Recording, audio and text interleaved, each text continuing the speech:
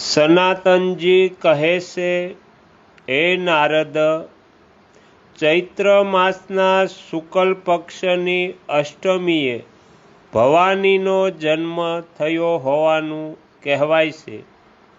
તે દિવસે પરિક્રમા કરીને તેમની યાત્રાનો મહાન ઉત્સવ કરવો જોઈએ. તે દિવસે જગદંબાના દર્શન મનુષ્યોના માટે સર્વ પ્રકારે આનંદદાયી છે. તે દિવસે અશોક પુષ્પની કળી, અશોક કલિકા ખાવાનું વિધાન છે. જે લોકો ચૈત્ર માસના શુક્લ પક્ષની અષ્ટમીએ પુનર્વસુ નક્ષત્રમાં અશોકની 8 કળીઓનું પાન કરે છે, તેઓ કદી શોકગ્રસ્ત થતા નથી. તે દિવસે રાત્રે દેવીનું પૂજાનું વિધાન હોવાથી તે તિથિ મહાઅષ્ટમી પણ કહેવાય છે. ત્યાર પછી વૈશાખ મહિનામાં વૈશાખ માસની શુક્લ અષ્ટમી તિથિએ સ્નાન કરીને ઉપવાસ કરવો અને અપરાજિતા દેવીને જટામાસી તથા ખસખસ મિશ્રિત જળથી સ્નાન કરાવીને ગંધ વગેરેથી તેમનું પૂજન કરવું. પછી ખાંડથી તૈયાર કરેલા નૈવેદ્યનો ભોગ ધરાવવો. બીજા દિવસે નોમના દિવસે પારણા કરતા પહેલા કુમારી કન્યાઓને દેવીના ખાંડથી બનાવેલા પ્રસાદનું ભોજન કરાવવું. હે બ્રહ્મન, આ પ્રમાણે કરનાર મનુષ્ય દેવીની કૃપાથી જ્યોતિર્મય વિમાનમાં બેસીને પ્રકાશમય સૂર્યની જેમ દિવ્ય લોકમાં જાય છે. ત્યાર પછી જેઠ મહિનો આવે છે. તો જેઠ માસની અષ્ટમીએ ભગવાન ત્રિલોચનની પૂજા કરીને મનુષ્ય સંપૂર્ણ દેવતાઓ દ્વારા વંદિત થઈને એક કલ્પ પર્યંત શિવલોકમાં નિવાસ કરે છે. જે મનુષ્ય જ્યેષ્ઠ શુક્લ અષ્ટમીએ દેવની પૂજા કરે છે, તે ગંધર્વો અને અપ્સરાઓ સાથે વિમાનમાં વિચરણ કરે છે. ત્યાર પછી અષાઢ માસ આવે છે. તો અષાઢ માસના શુક્લ પક્ષની અષ્ટમીએ હળદર મિશ્રિત જળથી સ્નાન કરીને તેવા જ જળથી દેવીને પણ સ્નાન કરાવીને વિધિપૂર્વક પૂજન કરવું. ત્યાર પછી શુદ્ધ જળથી સ્નાન કરાવીને કપૂર અને ચંદનનો લેપ કરવો. ત્યાર પછી ખાંડથી તૈયાર કરેલ નૈવેદ્ય અર્પણ કરીને દેવીને આચમન કરાવવું. પછી બ્રાહ્મણોને ભોજન કરાવીને તેમને સુવર્ણ અને દક્ષિણા આપવી. પછી તેમને વિદાય કરી સ્વયં મૌન રહીને ભોજન કરવું. આ વ્રતનું પાલન કરીને મનુષ્ય દેવી લોકમાં જાય છે. ત્યાર પછી શ્રાવણ મહિનો આવે છે. તો શ્રાવણ મહિનાની શુક્લ અષ્ટમીએ વિધિપૂર્વક દેવીનું યજન કરીને દૂધથી તેમને સ્નાન કરાવવું અને મિષ્ટાન નિવેદન કરવું. પછી બીજા દિવસે બ્રાહ્મણોને ભોજન કરાવીને સ્વયં ભોજન કરીને વ્રતની સમાપ્તિ કરવી. આ વ્રત સંતાનની વૃદ્ધિ કરનારું છે. શ્રાવણ માસના કૃષ્ણ પક્ષની અષ્ટમીએ દશાફળ નામક વ્રત હોય છે. તે દિવસે ઉપવાસ વ્રતનો સંકલ્પ કરીને સ્નાન અને નિત્ય કર્મ કરીને કૃષ્ણ તુલસીના 10 પાનથી આ મંત્ર બોલવો: કૃષ્ણાય નમઃ, વિષ્ણવે નમઃ, અનંતાય નમઃ, ગોવિંદાય નમઃ, ગરુડધ્વજાય નમઃ, દામોદરાય નમઃ, ઋષિકેશાય નમઃ, પદ્મનાભાય નમઃ, હરયે નમઃ, પ્રભવે નમઃ. આ 10 નામનું ઉચ્ચારણ કરીને દરરોજ ભગવાન શ્રી કૃષ્ણનું પૂજન કરવું. ત્યાર પછી પરિક્રમા કરીને નમસ્કાર કરવા.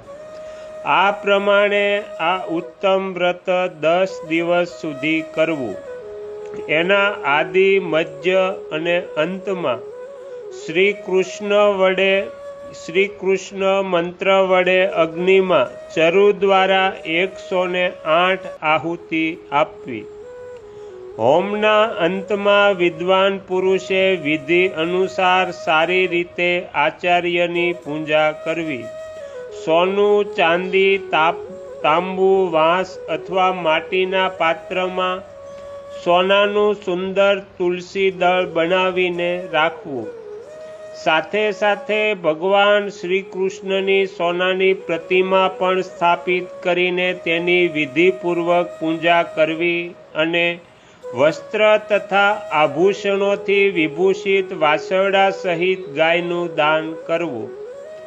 10 દિવસ સુધી દરરોજ ભગવાન શ્રી કૃષ્ણને 10 પૂરીઓ અર્પણ કરવી.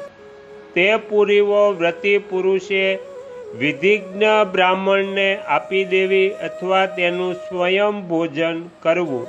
હે દ્વિજોતમ, 10મા દિવસે યથાશક્તિ શય્યાદાન કરવું. ત્યાર પછી દ્રવ્ય સહિત સોનાની મૂર્તિ આચાર્યને સમર્પિત કરવી. વ્રતના અંતમાં 10 બ્રાહ્મણોને દરેકને 10 પૂરીઓ આપવી. આ પ્રમાણે 10 વર્ષ સુધી ઉત્તમ વ્રતનું પાલન કરીને વિધિપૂર્વક ઉપવાસ કરવાથી મનુષ્ય સંપૂર્ણ કામનાઓથી સંપન્ન થઈ જાય છે અને અંતમાં ભગવાન શ્રી કૃષ્ણનું સાયુજ્ય પ્રાપ્ત કરે છે. આ જ કૃષ્ણ જન્માષ્ટમી તિથિ છે, જે મનુષ્યના સર્વ પાપોને હરી લેનારી છે.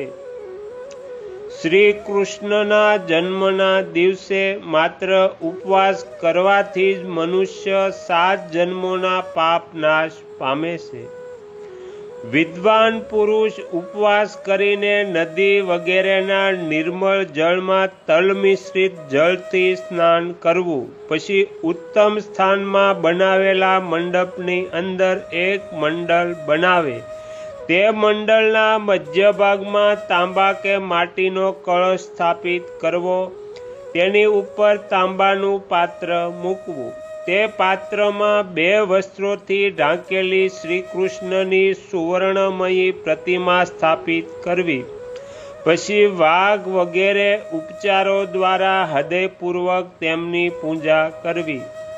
કળશની ચારે બાજુ પૂર્વાદિક ક્રમથી દેવકી, વસુદેવ, યશોદા, નંદ, વ્રજ, ગોપગણ, ગોપીઓ તથા ગાયોની પૂજા કરવી.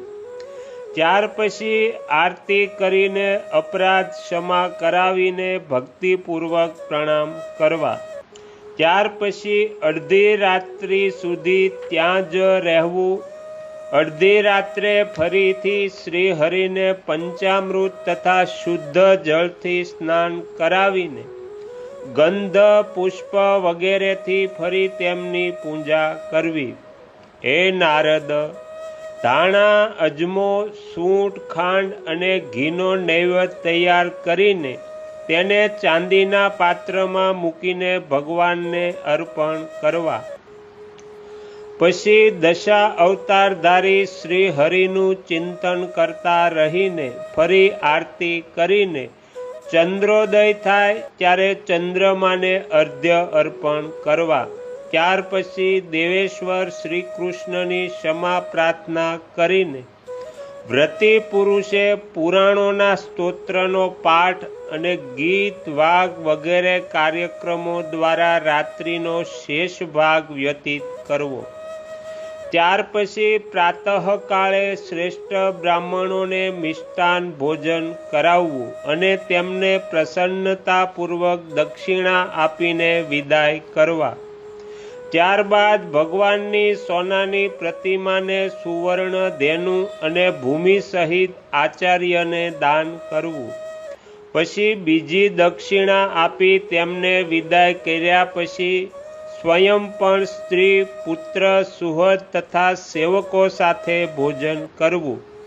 આ પ્રમાણે વ્રત કરીને મનુષ્ય શ્રેષ્ઠ વિમાન પર બેસીને સાક્ષાત ગોલોકમાં જાય છે. આ જન્માષ્ટમી જેવું બીજું કોઈ વ્રત ત્રણેય લોકમાં નથી, જેનું અનુષ્ઠાન કરવાથી કરોડો એકાદશીઓનું ફળ પ્રાપ્ત થાય છે. શ્રી સદગુરુ દેવની જય. આગળના વિડીયો જોવા માટે આ ચેનલને આ રીતે સબસ્ક્રાઈબ કરો અને આવનારા વિડીયોનું નોટિફિકેશન મળી રહે તે માટે બેલ આઇકન પણ દબાવો.